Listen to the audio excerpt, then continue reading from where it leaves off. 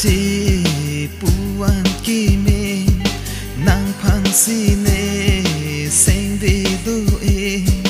la nang lam the puan kimi nang ki jua lam the ne te ne une nang kang hon na lam the ne te ne une la nang raji puan kimi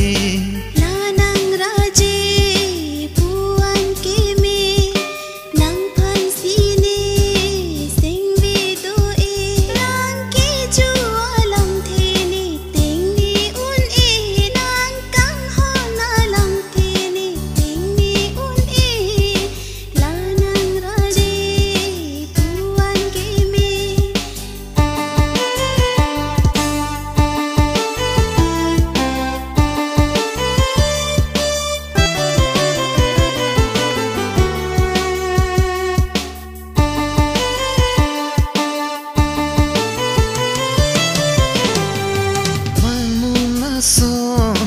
nang manrina hun milana son nang manrina talua son thir thituna jutu ne lobong ne senga kang hon teng ni u ne lo nang pham la nang raji puan kimi nang phang si ne seng lam the ne te ne une nang kang hon na lam the ne te ne une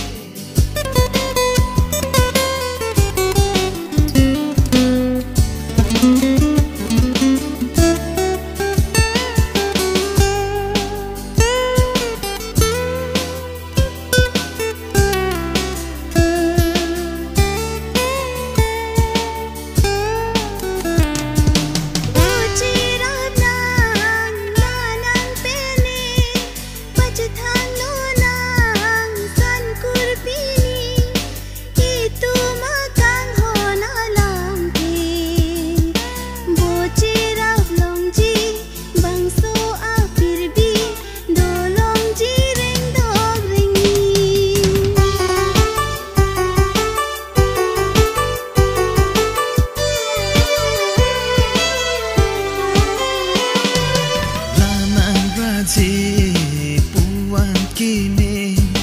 nang phangsi ne seng de do e la nang lam the puan kimi nang ki jua lam the ne te ne ule nang kang hong na lam the ne te ne ule la nang raji puan kimi